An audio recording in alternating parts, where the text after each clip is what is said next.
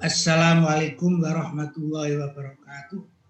Waalaikumsalam Terima warahmatullahi kasih wabarakatuh. Ibu Sri Utami ya selaku moderator dan seluruh peserta yang tidak bisa saya sebut satu-satu. Pertama, apakah suara saya bisa didengar? Siap, bisa. Bisa ya. Kemudian PPT saya bisa dibaca? Bisa. Terima kasih. Saya akan menyajikan pikiran saya bagaimana menyusun karya ilmiah, utamanya pengembangan profesi guru. Memang banyak sekali ya karya ilmiah itu, nanti akan kita jelaskan secara ringkas saja supaya kita paling tidak memberikan satu gambaran secara umum, karena bahwa guru, dosen karya ilmiah ini sudah jadi kebutuhan, bukan sekedar wajib tapi butuh. Kebutuhan itu ya seperti makan, minum, itu sudah tidak ada paksaan. Kalau lapar ya makan, tidak lapar ya tidak. Ini menjadi kebutuhan. Maka itu mari berkarya ini sudah jadi kebutuhan. Dan ini kalau sudah terbiasa akan memudahkan. Saya kira sudah kenal semua ya dengan saya. Saya kebetulan sekarang diamanai Rektor UNBK. Tapi sehari-hari saya sebagai Guru Besar Yurtes Negeri Malang. Saya usia sudah 65 tahun ya. Saya pensiun kurang 5 tahun. Kalau golongan saya sudah maksimal ya. Maksimal, artinya maksimal wis gak naik lagi, sudah habis ya. Jadi sudah pembina utama. Kalau golongan ya golongan 4E, tapi tetap harus nulis, tidak boleh tidak, karena kalau tidak nulis tunjangannya dicabut. Jadi walaupun pangkat sudah maksimal, tapi golongan itu tidak akan mempengaruhi, harus menulis. Ini yang menjadi tugas kita, terutama tiap bulan. Ibu dan Bapak, saya akan membaca tulisan dari Jean Golden. Jean Golden ini adalah seorang ilmuwan. Beliau menulis dalam bukunya bahwa perkembangan sosial ini sangat kompleks. Jadi perkembangan sosial di sekeliling kita itu sangat kompleks. Karena sangat kompleks inilah selalu lebih besar dari kapasitas kemampuan kita. Maka dari itu kalau kita tidak mau baca, kita tidak mau berdiskusi, kita tidak mau belajar, selalu ketinggalan. Kita belajar saja ketinggalan, apalagi tidak belajar. Inilah Blenson, jadi kita akan masuk di dalam satu hutan belantara. Manakala kita tidak mau melakukan kegiatan-kegiatan, melakukan aktivitas dan tidak mau belajar. Sehingga di gambarannya seperti ini. Kemampuan berpikir kita dengan kompleksnya persoalan di masyarakat tidak imbang. Sehingga ada ruang gerak namanya Blenson. Ini misteri. Misteri yang kita tidak bisa mencari kemana ya. Inilah harapan saya bahwa kita kalau ingin selalu update, hidup kita itu nyaman, hidup kita itu mudah, harus baca, harus berkarya, supaya kita tidak masuk dalam dunia Blenson atau dunia misteri. Karena kita sadar bahwa kompleks sosial ini, jadi sosial ini, perkembangan sosial ini luar biasa. Kemampuan kita masih mau naik, di luar sudah naik lagi. Inilah hal-hal yang menurut saya menjadi persoalan besar. Sebagai contoh saja, kenapa kita harus selalu membaca, selalu belajar, selalu aktivitas, selalu menulis, karena kondisi lingkungan selalu cepat daripada apa yang kita pikirkan. Jadi kita ini selalu tertinggal. Inilah butuh inovatif. agar kita kreatif, biar kita berpikir kritis. Inilah hal-hal yang menurut saya sangat menarik. Manakala ini tidak kita lakukan, kita akan ditinggal oleh masyarakat itu sendiri. Kalau sudah kita ditinggal, kita akan menjadi orang linglung. Akhirnya kita sendiri akan menjadi persoalan untuk dirinya sendiri. Inilah kenapa kita harus berkarya. Sebagai contoh saja, kalau kita mengajarkan murid kita di SD, ini SD, saya yakin semua pasti sudah lulusan SD. Kalau ada soal 500 dikurangi 4 kali 100, ini soal SD. SD kelas 4 soal ini. Ibu dan Bapak menjawab yang mana? 100 atau 49.600? Ini perkembangan dunia sekarang. Ibu dan Bapak pilih yang mana ya kira-kira ini? Mana jawabnya? Waktu Bapak sekolah dan sekarang? 100. 100. Ada lagi yang jawab 100 selain 100? Ada 100, Pak. Oh, 100 ya. Ya. Nah. Ada lagi selain 100? Tidak ada. Semua sepakat 100. Sepakat. Nah, itulah namanya kesepakatan, tapi zaman dulu. Sekarang sudah berubah. Bahwa model seperti ini tidak bisa diselesaikan. Sekarang ini tidak bisa diselesaikan. Kenapa? Karena zamannya sudah zaman modern. Tulisan ini sekarang sudah tidak berlaku. Sehingga kita harus hati-hati kalau menemui persoalan di mana persoalan waktu kita SD dan sekarang sudah beda. Nah, coba kita lihat sekarang. Soal nomor 1. Andi akan mengoleksi mainan sehingga banyaknya mencapai 500. Namun sekarang Andi baru mempunyai mainan sebanyak 4. Kan kurang Jika harga setiap mainan Rp100, maka berapa rupiah uang yang harus dikeluarkan oleh Andi? Soal nomor 100 kali 96. Berapa? 9.600. Oh. Andi akan mengoleksi mainan sehingga banyaknya berapa? 500. 500. Berarti 500. Namun sekarang baru mempunyai. Namun sekarang Andi baru mempunyai mainan berapa? 4. 49.600. Jika harga mainan Rp100, maka berapa rupiah yang harus Berapa dikeluarkan? rupiah uang yang harus dikeluarkan Andi? Berapa? 49.500. 49. 49.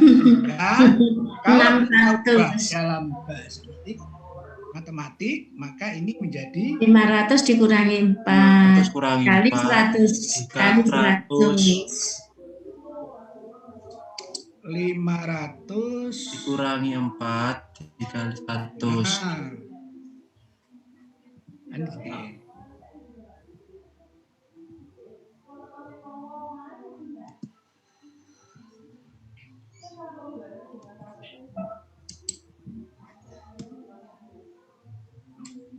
Nah, sehingga menjadi ini. Iya. Berarti berapa ini? 4.905. 4.000. 49.600. 49.600. 9.600. Nah, ini kan. Sekarang kalau soal nomor 2. Rima mempunyai uang 500 rupiah. Rima membeli 4 permen dengan harga setiap permen adalah 100. Berapa sisa uang Rima? 100. 100 Berapa? 100. rupiah Nah, sehingga berubah 500. dikurangi berapa? 500 dikurangi 400 tinggal 500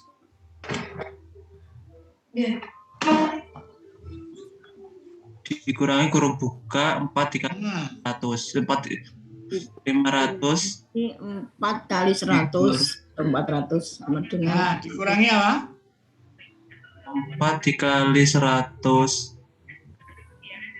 4 4 dikali 100 nah kali 100 kurung tutup sama dengan 100.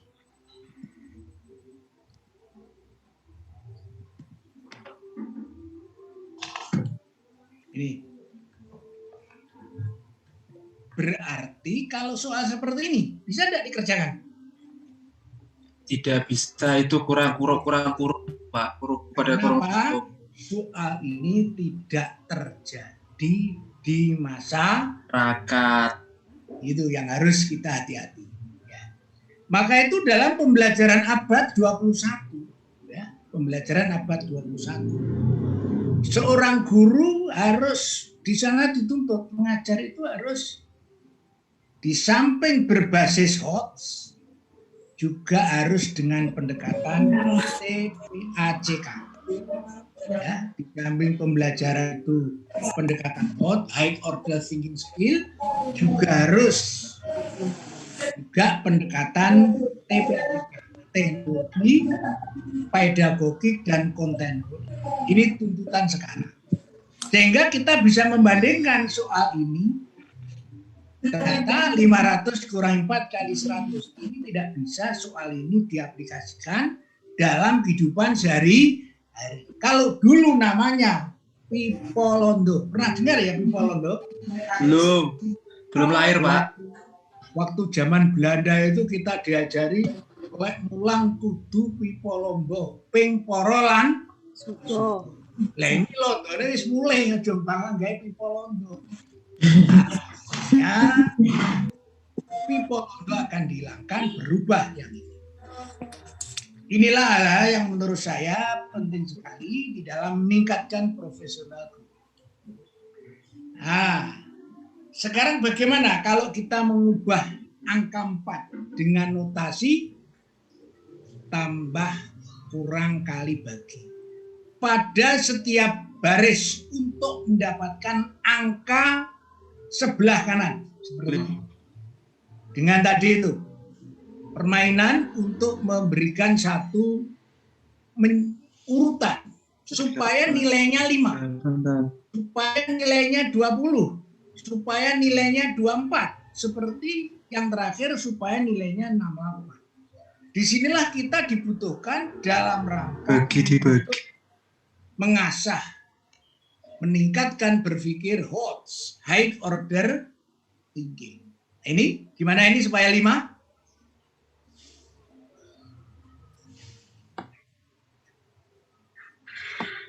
Itu.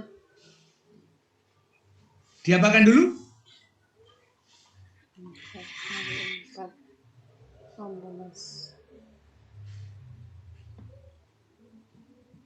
Kali 4 ditambah 4 ditambah 4. 4 tambah 4 berapa? 8. 8. 8 dikali 8 kan? 8 dibagi 4. 4 kali 2. 4 4 kali 4 berapa? 16. 16 ditambah 4. 20 20 dibagi 4. Nah, jadi kalau diubah dalam kalimat matematik 4 Dikali. Dikali, Pak. kali 4 kurung tutup 4 dibagi bagi 4 tambah. ini balik lagi. oh ditambah dulu. Iya, ditambah dulu, Pak. Tambah terus dibagi. Ditambah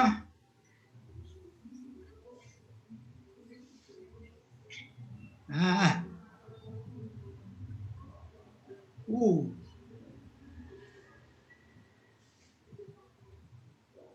Dibagi. Ya Allah, Pak Rindang.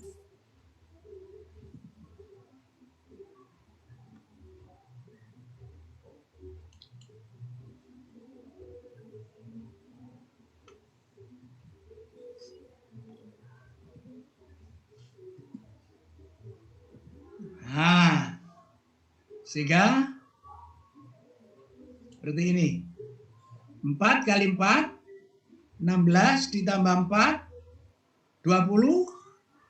Setelah Dibagi ini 4, selesai, 5. dikurung tutup, dibagi 4. Dapat berapa? 5. Dan seterusnya. Ya. Ini yang lain dikerjakan di rumah saja. Tidak di sini. Nanti kalau di sini tidak selesai, nanti ya waktunya hanya habis untuk apa? Mengisi ini. Inilah perkembangan-perkembangan yang sekarang dalam dunia pendidikan sudah menjadi bukan hal yang baru, tapi kita selalu biasa. Sekolah. Inilah Ibu dan Bapak bahwa kita tuntutan dunia modern yang namanya pembelajaran abad 21 dengan pembelajaran HOTS sekarang sudah mulai dirubah. Maka itu tidak ada sekarang anak tidak naik kelas. Sehingga soal HOTS itu soal yang benar-benar melatih anak kita, murid kita, biar mereka tidak hanya menjawab tunggal. Karena di masyarakat tidak tunggal. Seperti 4 tambah 5. Ini nilainya kan tunggal. Tidak ada nilai lain. Berapa nilainya 4 tambah 5? 9. Beda kalau 9 sama dengan titik-titik ditambah titik-titik. Ini jawabnya banyak. Bisa 1 tambah 8, bisa 2 tambah 7, dan seterusnya. Itulah yang kita maksud sekarang harus berbasis HOTS. Ini pembelajaran abad 21 dalam rangka menyongsong pembelajaran tahun 2045. Konon Indonesia akan menjadi negara modern di dunia nomor 2. Karena negara-negara maju saat tahun 2045, orang-orang yang cerdas, orang-orang yang pandai usianya sudah 80. Sehingga sudah banyak yang pikun. Ini kesempatan emas bagi bangsa Indonesia. Itulah Ibu dan Bapak bahwa kita sekarang ini mengajar berbasis HOTS dan juga menggunakan TPAJK. Nah, dengan pendekatan TPAJK. Ibu dan Bapak yang saya hormati, kenapa ini dilakukan? Karena kewajiban guru, ya, kewajiban guru ini tidak sekedar mengajar saja, seperti pekerjaan rutinitas. Iya, itu ya. Tapi sekarang dituntut guru harus membuat perencanaan pembelajaran, membuat bimbingan, melaksanakan pembelajaran, bimbingan yang bermutu, menilai dan mengevaluasi hasil pembelajaran, serta melaksanakan pembelajaran, perbaikan, dan pengayaan. Ini yang pertama, kewajiban guru. Yang kedua, meningkatkan dan mengembangkan kualifikasi akademik dan kompetensi secara berkelanjutan. Sejalan dengan perkembangan iptek. Ini tuntutan sekarang. Yang ketiga, bertindak objektif dan tidak diskriminatif atas pertimbangan jenis kelamin, agama, suku, ras, dan kondisi fisik tertentu, latar belakang keluarga, dan status sosial ekonomi peserta didik dalam pembelajaran. Yang keempat, menjunjung tinggi peraturan perundang-undangan, hukum, dan kode etik guru. Ini yang sekarang menjadi prioritas, serta nilai agama dan etika, dan memelihara dan menumpuk persatuan dan kesatuan bangsa. Maka itu dalam pendekatan yang diluncurkan oleh kementerian bahwa di SD itu nanti pelajarannya kabarnya 3, tapi belum 3. Apa 3 itu? 1 adalah karakter, pendidikan karakter. Yang kedua adalah berhitung, yang ketiga bahasa Indonesia, yang kelima adalah pengetahuan umum. Kenapa karakter menjadi prioritas? Karena memang agama apapun, karakter itu adalah melebihi. Karakter itu melebihi pendidikan agama. Katakan saya beragama Islam. Apa artinya seorang muslim tiap hari sholatnya 5 waktu tertib, tapi tidak punya karakter yang baik.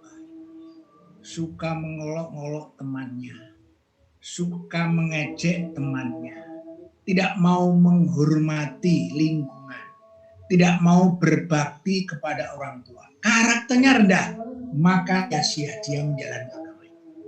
Maka itu karakter ini sekarang menjadi prioritas dan menjadi pedoman di atas nilai-nilai agama. Karena kita menjalankan agama yang bagus dengan sholat yang tertib, tepat waktu, tapi kalau karakternya ini kebiasaan yang kita berikan kepada anak-anak saling menjengkelkan, saling mengejek, membuat orang lain tidak baik, itu sia-sia. Itulah kenapa karakter itu menjadi prioritas utamanya dalam mendidik anak-anak kita. Barangkali itu pengantar saya, mudah-mudahan sedikit ada manfaatnya, karena nanti akan ada dari Pak Saifuddin bagaimana mengurus hak karya intelektual. Karena karya-karya bangsa Indonesia itu sudah banyak diambil oleh bangsa-bangsa yang lain. Contoh sederhana saja. Kita ini loh yang memiliki cara membuat tempe. Itu orang Indonesia itu. Membuat tempe yang enak, baik, gurih, orang Indonesia. Tapi sekarang hak patennya itu yang memiliki orang Belanda. Nah, kemudian hak paten tempe itu dibawa ke Amerika. Di sana sudah masuk ke supermarket tempe ala Belanda dan itu menjadi lauk pauk istimewa bagi orang Belanda. Sayang, hak patennya bukan milik orang Indonesia, tapi sudah dimiliki oleh Belanda. Ini kan karena kecoroboran kita ya, tidak punya hak. Kemarin saya ke kampung, kebetulan tetangga saya ini saya tanya, namanya Oi, namanya tetangga saya itu Oi masih muda. Terus istrinya namanya Tin, namanya Tin, panggilannya Tin, saya tidak tahu namanya. Saya tanya, Mas Oi, sampean kok tiap 3 hari sekali kok ngirim masakan ini kepada siapa? Pak Zainuddin, saya ngirim ini adalah ke luar negeri. Waduh, hebat itu. Makanannya apa? Setelah saya lihat, makanannya itu makanan blendi. Dan juga jangan blendi dan jangan dari tewel itu. Dikirim ke luar negeri. Ternyata orang luar negeri itu kesukaannya juga blendi dan jangan tewel yang lezat. Terus saya tanya, ini apakah sudah dipatenkan? Paten itu nopo Pak? Wah, ini lama-lama ini nanti kalau tidak dipatenkan akan dimiliki oleh orang lain. Padahal pasarnya luar biasa, luar negeri, laris. Hanya karena jangan apa? Blendi. Inilah nasib bangsa kita. Maka itu begitu pentingnya adalah tentang haki. Itu jangan blendi, tapi ternyata pasarnya keluar negeri. Waduh, saya penyenenak ya. Tapi saya tidak dipatenkan. Suatu saat akan dimiliki oleh orang lain. Barangkali itu saja pengantar saya. Nanti banyak hal yang penting akan disajikan oleh instruktur yang lain. Saya hanya mengingatkan saja sesuai dengan profesi saya, yaitu sebagai guru. Monggo kita sebagai guru harus selalu meningkatkan profesi, harus membaca, harus berkarya, harus berbuat baik kepada orang lain, dan jangan lupa membina anak-anak kita, membina murid-murid kita untuk berkarakter. Karena karakter pada hakikatnya adalah di atas agama. Begitu pentingnya kalau kita ingin dihormati orang lain, kalau kita ingin berkomunikasi dengan orang lain. Maka itu Jepang menjadi negara yang paling besar di dunia. Dia hanya memiliki 2 karakter. Tapi kabarnya konon sudah dipatenkan karakter itu. Padahal setelah lihat karakter itu milik bangsa kita loh ya. Karakter Jepang itu satu. Orang Jepang itu kalau ketemu siapapun tanpa pandang bulu, dia selalu mengangguk. Tanda menghormati orang lain. Setelah mengangguk selesai, dia tersenyum. Tanda ingin bersahabat. Hanya 2 saja. Kalau kita mau mengangguk, mau senyum kan pilih-pilih orang. Oh, aku gak kenal lagi, apa aku mengangguk, apa aku tersenyum. Ini budaya bangsa Jepang. Padahal itu menurut saya ya budaya bangsa kita. Ini kalah kita karena sana sudah dimasukkan dalam hati. Mudah-mudahan ada manfaatnya. Sekali lagi kami berharap Ibu dan Bapak dengan pelatihan ini kita berkarya, kita berkarakter yang endingnya akan bermanfaat bagi kita. Terima kasih. Wassalamualaikum warahmatullahi wabarakatuh.